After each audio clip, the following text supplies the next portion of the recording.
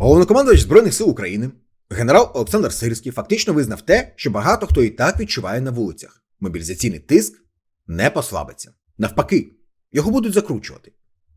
І на тлі заяв про вільну країну, про розібратися з бусифікацією, про жодного рабства з'являється дуже твереза цифра.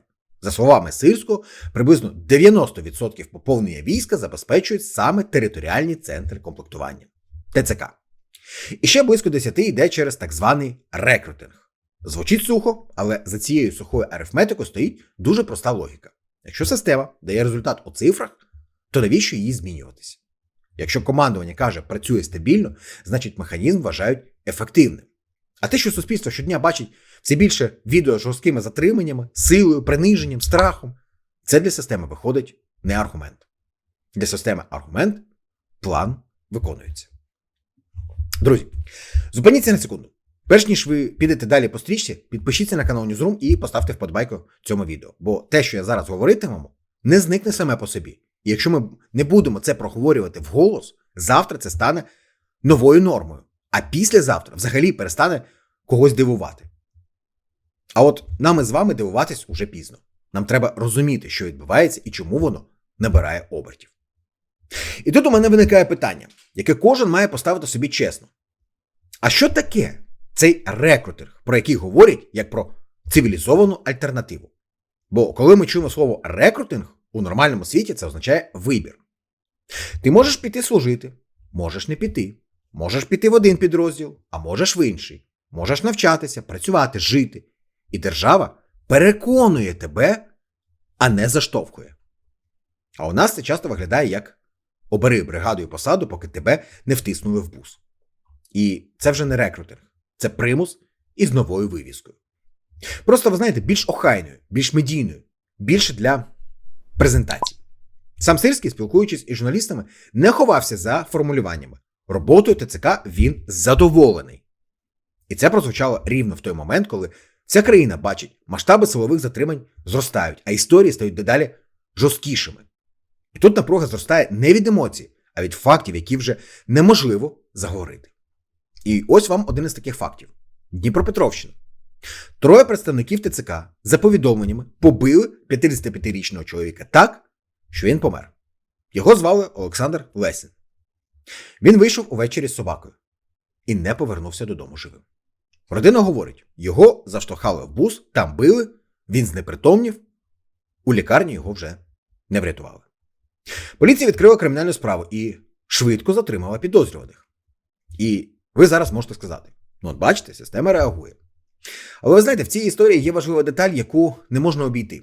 Загиблий багато років працював у міліції, був пенсіонером правоохоронних органів. І мимоволі виникає гірке питання. А якби це була просто людина? Чи була б така швидка реакція? Чи було б це так само оперативно? Чи розчинилося б це, як розчиналися десятки інших історій? Бо паралельно є інші випадки, і вони роками висять у повітрі, як чорна хмара без відповіді. Про це вже прямо говорить уповноважений з прав людини Лубінець. Він озвучує те, що страшно насправді чути вголос. Є зафіксовані ситуації, коли люди потрапляють у приміщення ТЦК здоровими, молодими і на зв'язку. А потім сім'ї отримують дзвінок з лікарні. Трепанація, реанімація, смерть і тиша. Без чітких відповідей, без зрозумілої картини, без покараних. Я хочу навести один із таких випадків у Києві. Хлопця звали Роман Сопін. Він так само, як Олег Лесін, помер від черепно-мозгової травми. Але, на відміну від Дніпра, у київській історії винних і досі не назвали. І суспільство не отримало відчуття справедливості. І коли таких історій стає більше, це вже не поганий випадок. Це симптом системи, яка жорсткішає. Система, що рухається вперед не через довіру, а через страх. І ось тут ми переходимо на наступний рівень. Тому що коли вулиця починає виснажуватися, коли люди вчаться обходити маршрути, не виходити зайвий раз, ховатися, не носити документи, міняти місця, система не зупиняється. Вона просто змінює тактику. Якщо не виходить ловити всіх на зупинках і біля метро, тоді заходять туди, де ти думаєш, що в безпеці. Додому. Ви, напевно, бачили кадри у телеграм-каналах. Львів. Людину витягують прямо з квартири.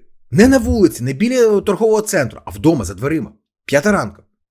І вірвались і забрали. Пишуть, що людину тримають, не дають допомоги, рука зламана. І це вже звучить не як повістка, а як силовий сценарій. Житомир – ще один приклад. Жінка розповідає, що двері її квартири виламували. Приїхала поліція, і в результаті вона стоїть із зламаним замком і понівеченим входом. І без сина. Їй залишила папірець із формулюванням «Ухвала іменем України». Вона каже, нічого не знала, ніякого засідання не було, ніхто не попереджав. Просто прийшли і забрали. У Харкові, за її словами, було схоже.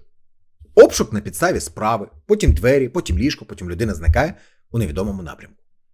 І от тепер уявіть собі психологію суспільства, коли людина боїться не лише вийти на вулицю, а й спати вдома спокійно. Коли двері перетворюються з захисту на слабке місце. Коли «я вдома» вже не означає «я в безпеці». Система пояснює це по-своєму. Треба, час такий, війна. Але є ще одна тіньова сторона, про яку говорять дедалі частіше. Поки одних забирають силою, інші вирішують питання грошима. І тут народжується найогидніша нерівність. Якщо в тебе є ресурси, ти шукаєш шлях не їхати. Якщо ресурсів немає, ти стаєш цифрою в статистиці. І тому підозра, що на цьому хтось заробляє, що існують криші, тарифи, потоки, вона не береться з повітря. Вона народжується там, де люди бачать. Механізм не просто жорсткий, він ще й вибірково гнучкий для тих, хто платить. Саме тому слова Сирського про стабільну роботу ТЦК звучать для багатьох не як заспокоєння, а як вирок.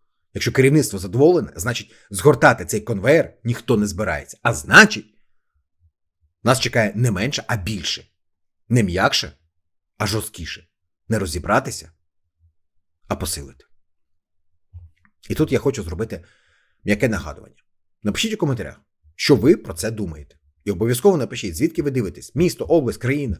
Бо мені важливо розуміти, де саме люди відчувають цей тиск, де він найжорсткіший і як це виглядає в різних регіонах. Але тільки прошу, без персональних даних і без підставляння себе. Говоріть обережно. Друзі, це відео важке, але воно потрібне. Бо замовчування завжди на користь того, хто сильніший у моменті. А сильніший у моменті – це система, яка розганяється і зупиняється тільки тоді, коли відчуває спротив або контроль. Тому я прошу вас, якщо вважаєте це важливим, поширте це відео, підпишіться на канал Newsroom, поставте лайк. Це прості дії, але вони дають охоплення і не дають темі провалитися в тишу.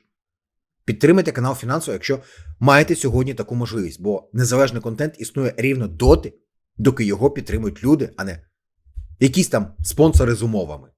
І головне, бережіть себе, бережіть своїх. Бо коли в країні страх стає інструментом, виживає той, хто тримається разом і не дає себе загнати в мовчання. На цьому все. Дякую, що додивилися, і до зустрічі. Ну а завершу відео вже традиційно. Легендарною фразою. От така фігня, малятка, любі хлопчики і дівчатка. Я щиро дякую всім вам за довіру нашому каналу. Не забудьте поставити вподобайку цьому відео, підписатися на наш канал, якщо ще не підписані. Друзі, ми працюємо незалежно, і я дуже сподіваюся, що ви прекрасно розумієте, що це непросто. Якщо ви цінуєте таку інформацію, підтримайте канал фінансово, якщо маєте таку можливість. Під цим і взагалі кожним нашим відео є номер картки та посилання на банку. Будь-яка комфортна і посильна сума буде дуже необхідною, щоб ми і далі продовжували працювати для вас чесно і неупереджено. Пам'ятайте, друзі, малих донатів не буває. 50, 200, 500 тисяч або більше гривень допомагає нам у нашій, повірте, нелегкій роботі. Кожна гривня має сенс і використовується із розумом. Всі реквізити, як завжди, є в описі до кожного нашого відео. Якщо не складно, ми були б дуже вдячні за поширення наших відео у соціальних мережах. Telegram, Viber, WhatsApp, Facebook. Будь-де, де вам зручно. Ну і традиційно на завершення. Слава Україні! Слава силам оборони! І пам'ятайте, що принесло вчора. Живіть сьогоденням і вірте у майбутнє. Своє та України. Нехай щастить, бережіть себе, своїх близьких та рідних і побачимось тут, як завжди, на каналі Newsroom у наших нових відео.